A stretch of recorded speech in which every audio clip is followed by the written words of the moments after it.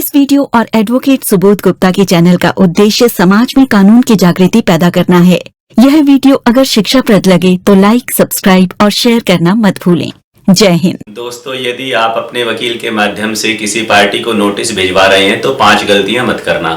पहली गलती तो ये मत करना कि ऐसा मत करना कि खाली उसको स्पीड पोस्ट करा दिया, व्हाट्सएप नहीं किया, या खाली व्हाट्सएप कर दिया, ईमेल नहीं किया। अगर आपके पास उस पार्टी का व्हाट्सएप नंबर भी है, एक ये है नंबर है या 2 नंबर हैं, ईमेल आईडी हैं 1, 2, 3 जितनी भी ईमेल आईडी हैं, और जितने भी एड्रेस हैं उसके ऑफिस का, घर का, या एक से अधिक एड्रेस है, या आपको संशय है कि ये एड्रेस भी इसी का है, तो सभी एड्रेसेस पे, सभी व्हाट्सएप पे और सभी ईमेल पे उसको नोटिस सेंड करवाना। और इसमें यह भी सावधानी में रखने के लिए कहता हूँ कि आमतौर पे हम क्या करते हैं कि व्हाट्सएप भी तुरंत नोटिस करवा देते हैं वकील साहब से, और फिर स्पीड पोस्ट भी उसी दिन करवा देते हैं। तो उस व्यक्ति की अगर नीयत ऐसी है कि वो नोटिस ना लेना चाह रहा हो, तो व्हाट्सएप देखने के बाद व्हाट्सएप नंबर तो वो आपका ब्लॉक कर देगा, आपके वकील का भी ब्लॉक कर देगा, या हो सकता है वो सिम ही उसकी ना, वो नंबर उसके नाम से ही ना हो, या वो सिम ही तोड़ देगा, नंबर ही बंद कर देगा। और बाद में जब स्पीड पोस्ट जाएगा तो लिखवा कह देगा कि यहाँ पे इस नाम का कोई व्यक्ति नहीं रहता, यहाँ से छोड़ के चले गए, कुछ भी। तो अगर लिमिटेशन का पंगा ना हो, लिमिटेशन का मतलब होता है कई बार ना नोटिस की लास्ट डेट होती है भेजने की। For example cheque bounce case में टाइम फ्रेम है कि भाई इतने दिन के अंदर नोटिस भेजना चाहिए। तो जब तक बिल्कुल मजबूरी ना हो कि भाई नोटिस आज ही उसको डिलीवर होना है, तब तो आप ये तीनों काम एक साथ करिए, व्हाट्सएप पे, ईमेल पे और स्पीड पोस्ट। लेकिन अगर ऐसी कोई दिक्कत नहीं है तो मेरा सुझाव है कि पहले आप उसे डाक से भेजिए, स्पीड पोस्ट से भेजिए। जब वहां पे रिसीव हो जाए उसके बाद चाहे तो फिर आप व्हाट्सएप और ईमेल भी उसको कर दें। अगर आप पहले व्हाट्सएप और ईमेल कर दोगे तो उसमें ये चांस रहता है कि सामने वाला स्पीड पोस्ट लेने से मना कर सकता है। दूसरी मिस्टेक जो दोस्तों आपको अवॉइड करनी चाहिए वो ये है कि अगर आपको ऐसा अंदेशा है कि आपको दूसरे पक्ष को लीगल नोटिस भेजना पड़ सकता है, सामने वाले के मन में बेईमानी आ गई है, या आपके उसके साथ संबंध खराब होते जा रहे हैं, और ऐसे आशंका हो गई है कि घनघोर बादल मंडरा रहे हैं, बरसात हो सकती है, यानी झगड़े की आशंका है, तो आपको किसी भी रूप में लिखित कम्युनिकेशन करने से उसके साथ बचना चाहिए। हम आमतौर पे व्हाट्सएप पे बातें करते रहते हैं, ईमेल में तो ज़्यादातर चलो जो बिजनेस मैटर होते हैं वहाँ पे ईमेल एक्सचेंज होती है, पर्सनल मैटर्स में तो जिनके साथ हमारे रिलेशन होते हैं हम ईमेल नहीं भेजते।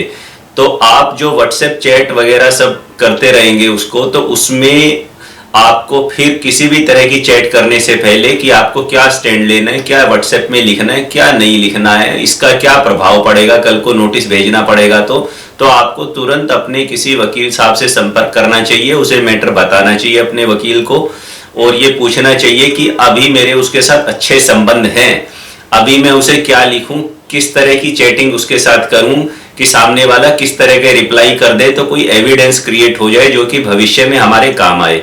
तो अगर आप वकील साहब से प्रोएक्टिवली ऐसा पूछ के राय लेके सामने वाले के साथ चैटिंग या लिखित कम्युनिकेशन करोगे तो आपके फेवर में जाएगा। और अगर आप अपनी मर्जी से कुछ भी करते रहे तो हो सकता है आप ऐसी बातें उस कम्युनिकेशन में लिख दो जो कि लीगली हमें फेवर ना करें लेटर ऑन। तीसरी गलती जो आपको करने से बचना चाहिए वो ये है कि आपको ये अंदाजा लगाने में गलती नहीं करनी चाहिए कि इस मैटर में लीगल नोटिस भेजना भी है या नहीं भेजना। आपको स्थिति का आकलन करना पड़ेगा। हर मैटर लीगल नोटिस भेजने से सॉल्व नहीं होता, और हर मैटर बातचीत से भी सॉल्व नहीं होता। बहुत सारे ऐसे मुद्दे होते हैं जिनमें अगर आप लीगल नोटिस भेजोगे तो बात और खराब हो जाएगी।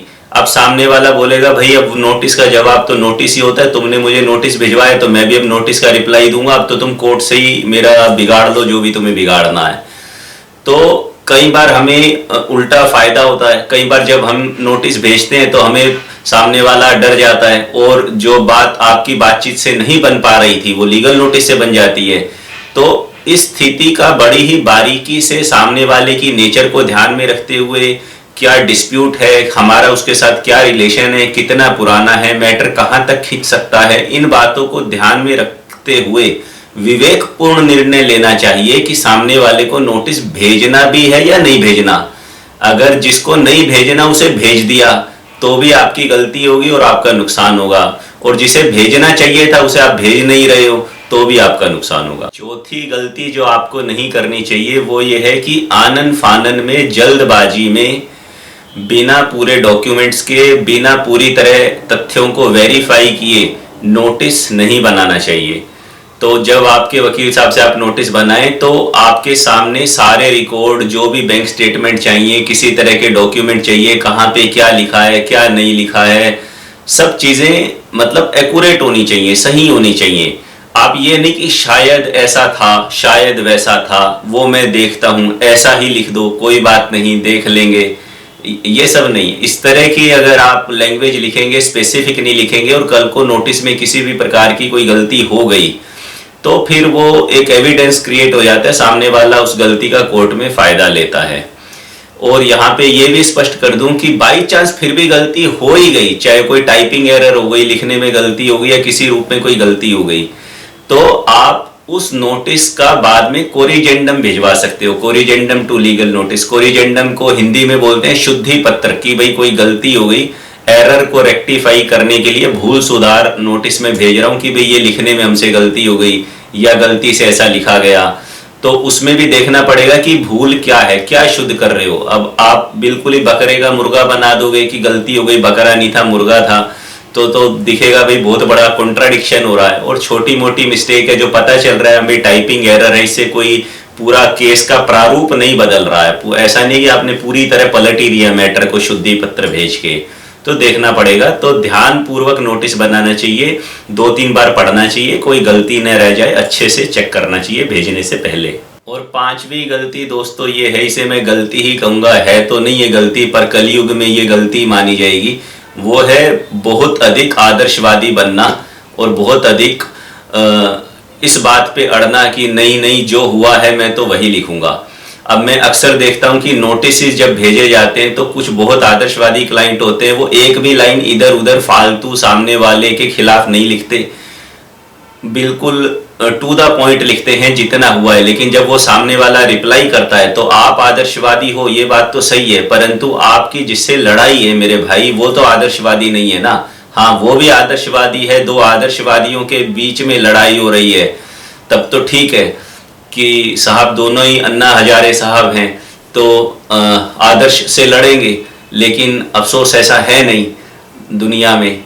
तो जब आप किसी को नोटिस भिजवाएं तो जितने भी आपके क्लेम बनते हैं, जो भी आपकी डिमांड बनती है, जो भी आपके ग्रीवेंसीज हैं, वो सारे वन गो में लिखें। अगर आपने अपनी सारी बातें उसमें नहीं कही, सारी बातें क्लेम, डिमांड, ग्रीवेंसीज, शिकायतें उसके अंदर नहीं लिखी, तो वो कानूनी रूप से वेवर मान लिया जाता है।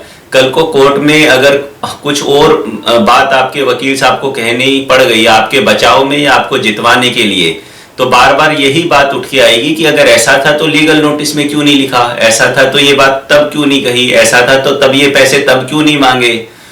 तो मैं ये नहीं कह रहा हूं कि आप नोटिस में झूठे आरोप लगाएं और झूठी बातें लिखें उसके अंदर, लेकिन जो टोटलिटी है फैक्ट्स की, अगर 2 मामलों में आपका समझौता हो भी गया था तो अब वो सामने वाला तीसरे समझौते को तोड़ रहा है, तो फिर 2 समझौतों को तोड़ने का हमारा भी हो गया ना, क्योंकि वो तीसरे को तोड़ रहा है। तो प्रैक्टिकल रूप से आपको आचरण करना पड़ेगा। कोर्ट एक बहुत आदर्श जगह नहीं है झगड़ों को सुलझाने के लिए। जो झगड़े समाज में, परिवार में और आपसी बातचीत से नहीं सुलझ पाते, वही कोर्ट की दहलीज तक जाते हैं। इन गलतियों से बचोगे तो संभावना है कि कोर्ट में अगर मैटर जाएगा तो आपका पक्ष मजबूत रहेगा। जय हिंद।